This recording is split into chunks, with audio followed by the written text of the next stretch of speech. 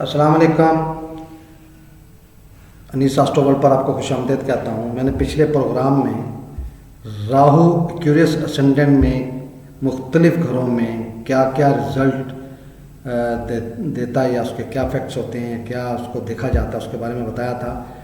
आज मैं आपको केतु के बारे में बताऊंगा कि केतु मुख्तलिफ घरों में एक्यूरियस असेंडेंट में क्या रिज़ल्ट देता है मुख्तलिफ घरों में, हर घर में, कहने आप कुंडली के, हर जायचा के हर घर में। तो उसके बारे में बात करेंगे। ये सामने केतु अगर लगन में मौजूद हुआ, ये सामने लगन है, और अगर केतु इसमें मौजूद हुआ तो ये अपने दोस्त, अपने मित्र के घर में मौजूद है और यहाँ पर बहुत अच्छा रिज़ल्ट देगा पर्सनैलिटी वाइज। बीमारियों से महफूज रहने वाली शख्सियत। यहाँ से पाँचवीं नज़र एजुकेशन, औलाद, अनसर्टन गेन, लव रोमांस के मामला अच्छे हो गए। सातवीं नज़र से शादीशुदा ज़िंदगी, पार्टनरशिप, डेली वेजेस के मामला अच्छे हो गए। और नौवीं नज़र से ये कुंडली के त्रिकोण घर को, नौवें घर को देखेगा। तो यहाँ से वालिद साहब के साथ बहुत अच्छी, मज़हब का बहुत पक्का और भाग्यशाली यानी कि खुशकिस्मत पर्सनैलिटी होगी। केतु अगर दूसरे घर में मौजूद हो तो ये मीन राशि है, ये पाइसेस ज़ोडिएक हाउस है, और यहाँ पर ये अच्छा नहीं माना गया और यहाँ से फाइनेंस और फैमिली के लिए नाकस हो गया। जब भी दशा आएगी केतु की, जब भी अंतरदशा आएगी, ये अपनी दशा में, अंतरदशा में, प्रियंतर दशा में ये यहाँ पर नाकस रिज़ल्ट देता हुआ, मैलिफिक आप कह लें कि रिज़ल्ट देता हुआ नज़र आएगा। यहाँ से पाँचवीं नज़र से छठे घर को देखेगा, छठा घर नाकस हो गया। कर्जे के मामला, लिटिगेशन के मामला, मुलाजमत, इसमें नाकस या मैलिफिक रिज़ल्ट। और सातवीं नज़र से आठवें घर को देखेगा तो यहाँ के मामला नाकस हो जाएंगे इसके। और नौवीं नज़र से ये कामकाज या प्रोफेशन जिसे कहा जाता है उस घर को देखेगा तो नाकस रिज़ल्ट मिलेंगे। इसी तरह केतु अगर कुंडली के तीसरे घर में हुआ तो ये यहाँ पर नाकस घर है, जिम्मेदारियों का घर है, फजूल मेहनत, इंतहा की मेहनत जिसे कहते हैं। और ये मूल त्रिकोण राशि है, मार्स की, मरीख की, मंगल की। तो यहाँ पर ये नाकस रिज़ल्ट देता हुआ नज़र आएगा। यहाँ से पाँचवीं नज़र से पार्टनरशिप, शादीशुदा ज़िंदगी में लड़ाई झगड़े, इस तरह के मामला, डेली वेजेस के मामला नाकस हो जाएंगे यहाँ पर इसके।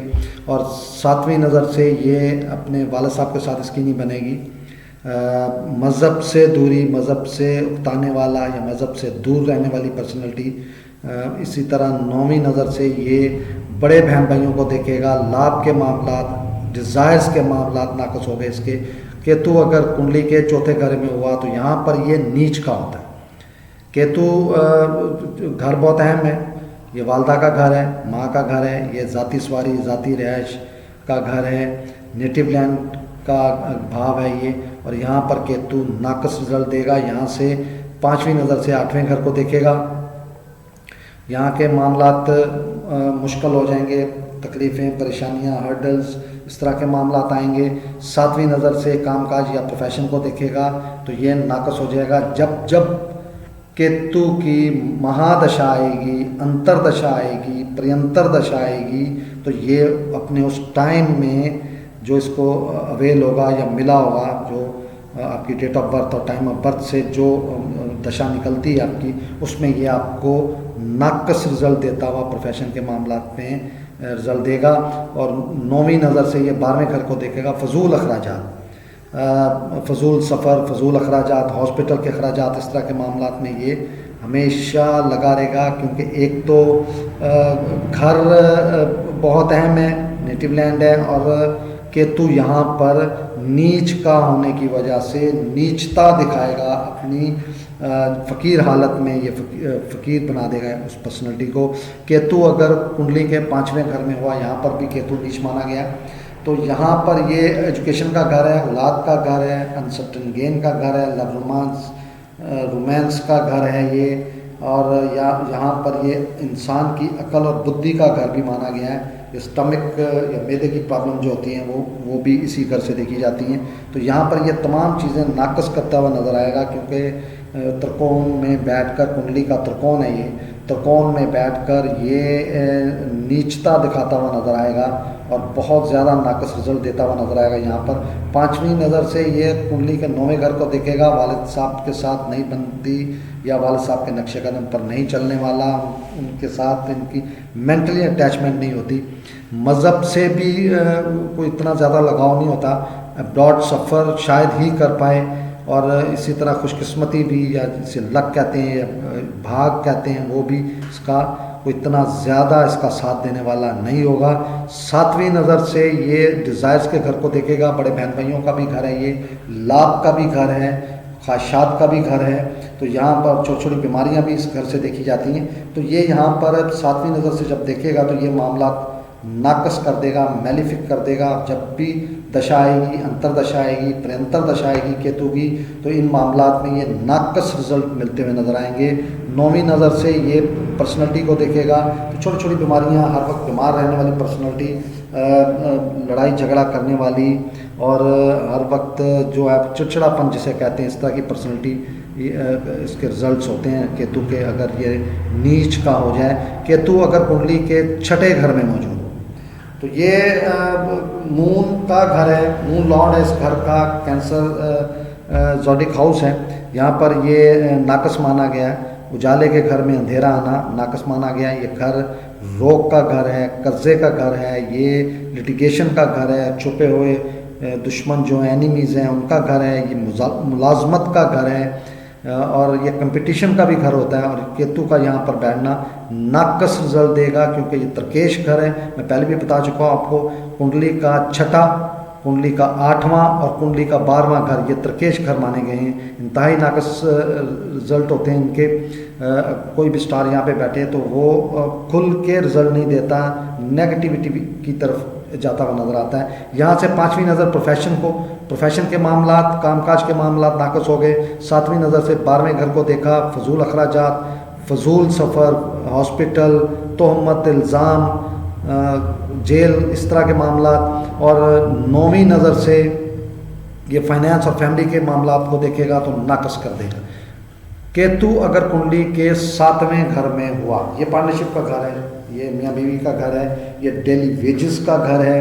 और यहाँ पर केतु ये ल्यू ज़ोडिक हाउस है और यहाँ पर भी ग्रहण योग बनाएगा। यहाँ पर इंतहाई नाकस हो जाएगा, शादीशुदा ज़िंदगी इंतहाई नाकस हो जाएगी, लड़ाई झगड़े। और ज़्यादातर ऐसी पर्सनैलिटी शादी नहीं करते, शादी नहीं होती उनकी जो है मंगनी या एंगेजमेंट जिसे बोलते हैं या निकाह या किस तरह के मामलात पे ये मामलात ख़त्म हो जाते हैं क्योंकि ये इंतहाई नाकस रिजल्ट यहाँ पर देता है केतु 7वें घर में बैठकर क्यूरियस असेंडेंट चार्ट में।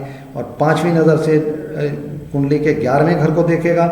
ये डिज़ायर्स का घर है, ये ख्वाहिशात का घर है, ये बड़े बहन भाइयों का घर है। नाकस रिजल्ट यहाँ पे जब केतु की दशा आएगी, अंतरदशा आएगी या प्रयंतर दशा आएगी, उस चार्ट वाले के लिए जिसका भी एक्यूरियस चार्ट बनेगा और केतु 5वें घर में 7वें घर में होगा, इस घर में ये 7वां घर है कुंडली का, इस घर में होगा तो निहायत नाकस रिजल्ट देता हुआ नजर आएगा। 7वीं नज़र से पर्सनैलिटी को देखेगा तो पर्सनैलिटी को नाकस कर देगा। 9वीं नज़र से जिम्मेदारियां, छोटे बहन भाई, फजूल की मेहनत, इंतहा की मेहनत करके भी उस तरह का रिजल्ट जिस तरह का वो चाहता है वो नहीं हासिल कर पाएगा। केतु अगर कुंडली के 8वें घर में हुआ तो यहाँ पर भी ये तरकेश घर है, नाकस रिजल्ट देता हुआ नजर आएगा। यहाँ पर हर काम में रुकावट, इनहेरिटेंस में या जिसे विरासत कहते हैं उसमें भी रुकावट, एक्सीडेंट बहुत ज़्यादा होते हैं ऐसी पर्सनैलिटी के, बार बार नुकसान होता है, फजूल का नुकसान होता है, कोई चीज़ टूट गई, ख़राब हो गई, खाम में खर्चा पड़ना या चीज़ें ख़राब होना या नुकसान होना, इस तरह के मामलात होते हैं। 5वीं नज़र से 12वें घर को देखेगा। हॉस्पिटल के खर्चे, फजूल अखराजात, इंतहा के फजूल अखराजात, अभी बताया मैंने आपको, हॉस्पिटल या तोहमत, इल्ज़ाम, इस तरह की चीज़ें होती हैं ऐसी पर्सनैलिटी में। 7वीं नज़र से फैमिली और फाइनेंस को देखेगा तो नाकस रिजल्ट देगा। फैमिली के लिए अच्छा नहीं माना गया, फैमिली के लिए बदनामी का बायस बनने वाली पर्सनैलिटी होती है ये। और ये फाइनेंस के मामलात में बड़ों की बनाई हुई चीज़ें उजाड़ के रख देता है। आपने सोसाइटी में बेशुमार ऐसी मिसालें देखी होंगी कि बड़ों ने बहुत कुछ बनाया लेकिन औलाद कोई ऐसी निकल आई जिसने सब कुछ तबाह करके रख दिया, तो वो उनका केतु जो होता है वो 8वें कुंडली के 8वें घर में बैठा हुआ, तो ये निशानियाँ जाहिर होती हैं। इसी तरह 9वें घर में ये माँ से नहीं बनने देता, 8वें घर में केतु बैठकर जब भी दशा आएगी इसकी, जब भी अंतरदशा आएगी, प्रेंतर दशा आएगी, केतु इंतहाई नाकस रिजल्ट देता हुआ नजर आएगा यहाँ पर। और वालदा से नहीं बनेगी या वालदा बीमारी की हालत में रहेगी, मकान नहीं बना पाएगा, बनाएगा तो बहुत देर लग जाएगी, एक घर में मुस्तकिल रिहाइश नहीं रख पाते, ऐसी जो पर्सनैलिटीज़ होती हैं। सवारी का सुख नहीं मिलता इनको, बार बार सवारी बदलते हैं, एक्सीडेंट होता है, ख़राब होती हैं, हर वक्त उसमें उलझे रहते हैं, मकान में, सवारी में, ये उलझे रहने वाली पर्सनैलिटी होती है।